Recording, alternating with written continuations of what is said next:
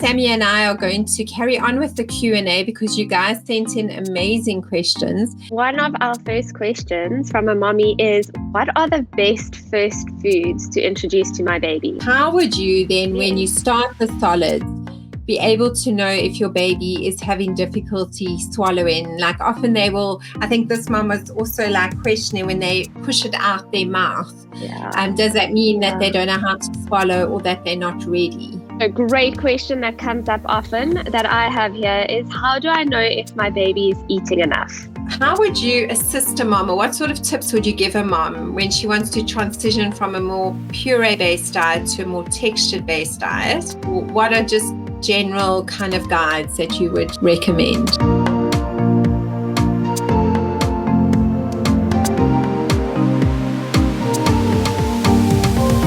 Hi everyone, and welcome to Let's Talk Baby. I know we had a break last week, but we are back again, ready for the new season and the next half of the year. Can we believe we're in the next half of the year? I'm Kath Megaw. I'm a pediatric dietitian, and today I'm joined by one of our co-hosts, Sammy, who's a pediatric feed-in therapist. Jenny's not able to join us today, but Sammy and I are going to carry on with the Q&A because you guys sent in amazing questions and we've got lots to still get through. So I'm going to hand over to Sammy and she's going to pose the first question today. Thanks, Sammy. Awesome, Kath. So one of our first questions from a mommy is, what are the best first foods to introduce to my baby? Oh, such a good question. So I'm passionate about introducing seasonal fruits and veggies. And the reason why is because that's just naturally occurring. It's available in our homes. You don't have to go and find a specific product. It's not commercial based. It's healthy. If it's in season, that means it's very tasty. It's full of good nutrition, which is wonderful. And it's most likely that you are busy eating it. And you can easily just kind of mush it. If it's a banana, mush it in your fingers, give it to your baby. If it's some butternut left over from Sunday's roast, you can squish some up and give it to your baby to taste. So those are wonderful starter foods when introducing solids to your baby. And Kath, this is sort of my sub question now because I've seen a lot of little ones over the past 2 weeks. What about cereal?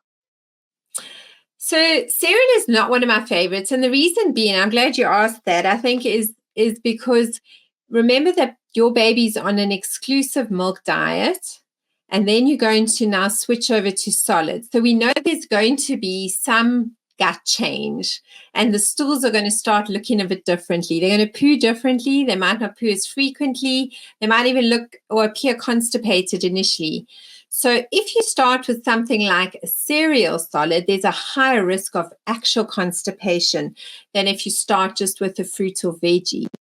So that is the reason why I like to start off and get going with the seasonal fruits and veggies, because they've got fiber in it, they've got water in it, whereas your cereal is dry, it's fiberless, and it's waterless. Mm-hmm. And so it generally can increase the risk of constipation.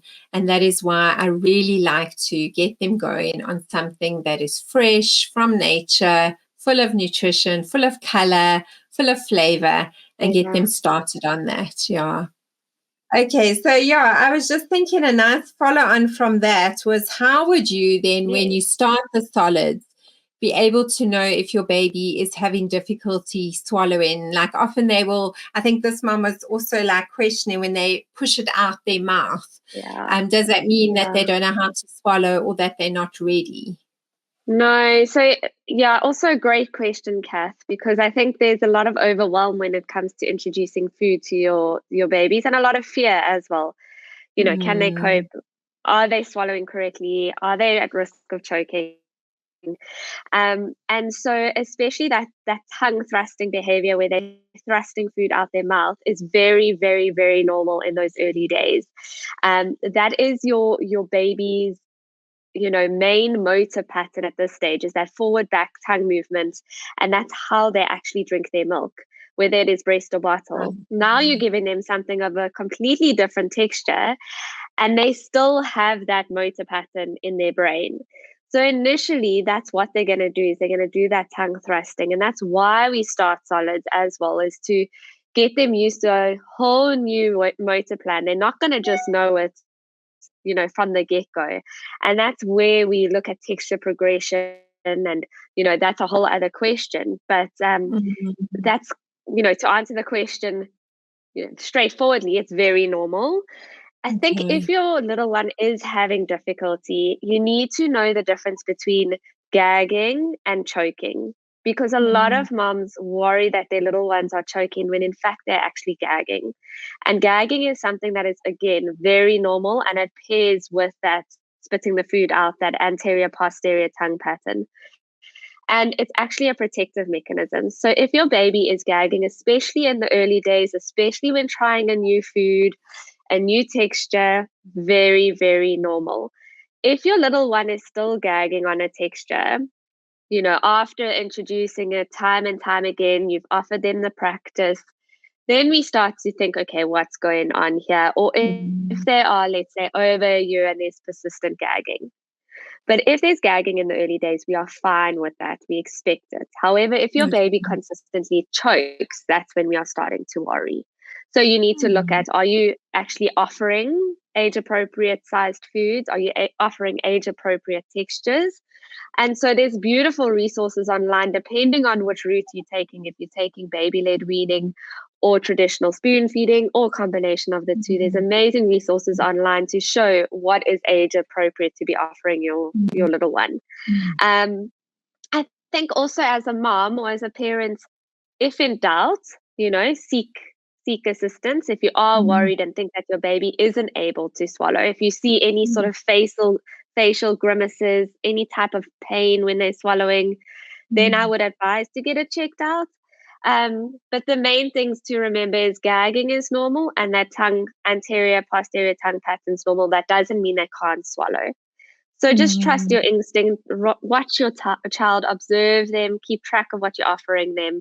And if there's anything that kind of sticks out, then I would go and have a look and go see your healthcare provider. Oh, that's so comforting. I think, that whole tongue thrust. I remember like way back when my child was going on to solids like 25 years ago, you would be like almost told like, well, the tongue thrust is there, you can't give solids. And then science showed us and we learned that was totally inaccurate. And it's only when they start solids, they actually learn a new pattern with their tongue, like you said. And so that's so important to remember. It's definitely not a readiness cue if they are not tongue thrusting, because they are needing to still learn to change that pattern, to do it from milk and then put it into their solid space. So that really is helpful. Absolutely. And it also doesn't mean that they don't like what you're offering. Because sometimes parents will say to me, oh, they don't like it, they're spitting it out. But it's not actually that. It's just their motor pattern. I feel like you'll very quickly see if your little one doesn't like something. And I think we need to remember that when they start with they start with something new, it's going to have a new flavor and it's going to be different to milk. So they are going to have a pull a face and they are going to do those things because that's what they do. It's not something that they are used to. And like, I mean, I still remember a video I was sent once of a little one having a nachi, and it sticks out in my mind all the time. And she was like pulling faces, but she was so eager to keep going at it. But the more she ate it, the more faces she pulled, but she wasn't not enjoying it. It was just a totally new sensory experience for her. So that is really cool and something we do want to encourage. Absolutely. Sure. Good question. And then Kath, so also a great question that comes up often that I have here is, how do I know if my baby is eating enough? Yeah, that's especially in the early days. I get a lot of that question because you don't know also like what role does solids play versus milk. And in the first kind of 2 to 3 months of solids, we need to remember that milk is still the primary nutritional source. So they don't have to get much nutrition from their solids because they're learning how to eat. They're trying to sort out their little tongue, as we spoke about earlier. They have to manage what to do with this new food. They try new flavors. So everything is a brand new experience. We can't rely on solids for nutrition. So in the beginning, it's really enough is as much as what they can manage. It doesn't mean that they are now going to be nutritionally deprived, because they're going to make up everything else with regards to their nutrition via their milk. As they get closer to kind of that 4 months into solid mark, where they've been doing solids for 4 months, and I'm using more the time frame versus age, because every child will start at a slightly different time and will take a different journey. But once they kind of establish on solids and you hit 4 months, then you are wanting to see that solids are forming more a part of their nutritional intake. And then what you need to do is ensure that they are getting enough. And the way you'll know that is that they are maybe dropping a bottle. They are, if they were sleeping through, they're still sleeping really well through the night. They're not waking up for unnecessary more bottles at night. Those are that they are gaining their weight adequately. They are healthy. They are thriving. And those will give you good indications. Amazing. And I think also, a lot of babies are also different. So, appetite comes into play. You get some babas that really don't need much or want much, and then you get others that, will plow through food. And I think it's so important not to compare and just to follow your baby. Yeah, and I think, they're looking at behaviors. At the moment, there's a lot of study going around behaviors of early feeding. And just like you say, it's not necessarily a disadvantage if your child is not falling over themselves to eat. Sometimes those kids actually have an advantage in that they are potentially not like obsessed around food or like one food all the time. So I think that, it is very individual, and it's each child for their own and their own journey and your own space. And I think you also need to look at, often a parent will come to us with a child that's not eating greatly, but then when you question them about how they ate as a child or even how they see food now, the dad will go, I'm not really interested in food. Like, I eat because I have to. And the mother is the one who loves food, or vice versa, or neither of them actually really love food. Or they both are foodies. So I think there's a lot of genetics at play there. There's a lot of history at play. There's a lot of environment at play. There's a lot of personality type at play. There's also their individual feeding journey. We see a lot of children with reflux, and they often present differently. So I think there's a lot at play when it comes to the volume that a child is eating and how much they are eating. But I think the majority of the time, you can trust your baby to kind of give you those cues when they've had enough and they kind of start to get disinterested. They turn their face away. And even if they haven't eaten what the book said or what the online person said or what whoever said what, it's important to remember that they are their best experts to guide you with regards to that. Absolutely. That brings me to our last question for today, which is for you. So how would you assist a mom, or what sort of tips would you give a mom when she wants to transition from a more puree-based diet to a more textured-based diet? What are just general kind of guides that you would recommend? So again, as we focused on here, is to follow your little one's lead. A big thing is, I don't see the weaning journey as a very sort of linear journey for most babies, actually. Some will completely skip a specific texture. But what I like to do normally is to say, if you're on your smooth puree, and especially if you are making it yourself, each time just blitz it less and less. So, instead of zhuzhing it in the NutriBullet until it's completely smooth, do it for half the time so it's got a little bit of texture to it. Or maybe add less water the next time so it's a little bit more chunky. So we then call it a chunky puree. And then from there, you can even omit the NutriBullet and just mash it with a fork to kind of get that lumpy puree texture. And And then you're going to actually just see how your child handles it. So I know a lot of little ones that don't do well on that chunky, lumpy texture. It's almost too stodgy for them. And they completely skip that in between chunky puree and go then straight to soft solids. So if your little one, if you're offering the chunky puree and they are not having it, then that's okay. Then you can try the next one, which would be your soft solids. So it's like your soft pieces of cooked veg, soft pieces of cooked fruit, and see how they manage with that. They might prefer actually, in that sense, a baby-led weaning approach where they can actually put it in their mouths themselves. They can hold it, they can feel it, they can squish it. And so I would just do that as a systematic approach. Go from your smooth puree, test the waters a little bit with a little less of a smooth consistency, slightly textured. And then, if you're buying your ready-made foods, whether they're pre-cooked and frozen, they also give guidelines. So they'll give you a description that will say slightly chunky or, chunky puree.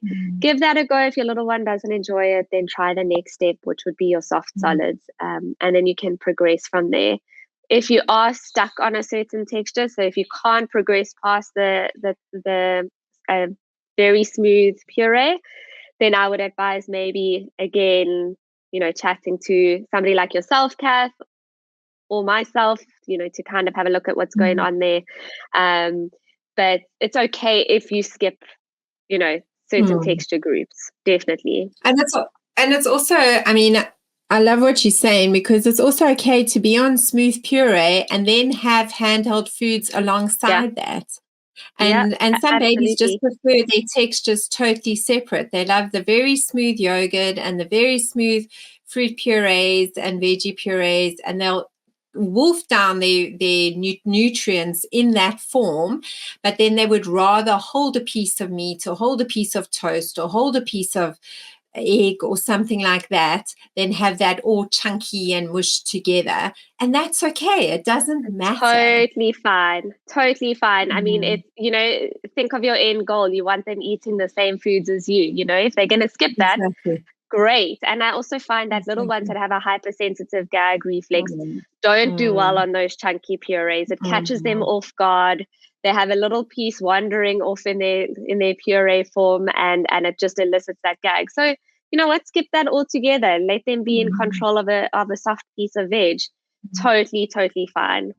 100%. Oh, that's awesome. So there you go. 4 questions done and dusted, answered by myself and Sammy. Thanks so much, Sammy, for joining me today. Thanks everyone for tuning in, and we look forward to next week's Let's Talk Baby as we do our final Q&A, and we will see you again. Like and share our videos so that others can also take advantage of them. Share them with your friends who are going through weaning journeys and just wanting to navigate what it's like with little babies. We've got a whole weaning series that you can go back to, go and look at, see what's relevant for you. We've covered all the ins and outs of weaning. So go back and have a look. And then until next time, we see you soon.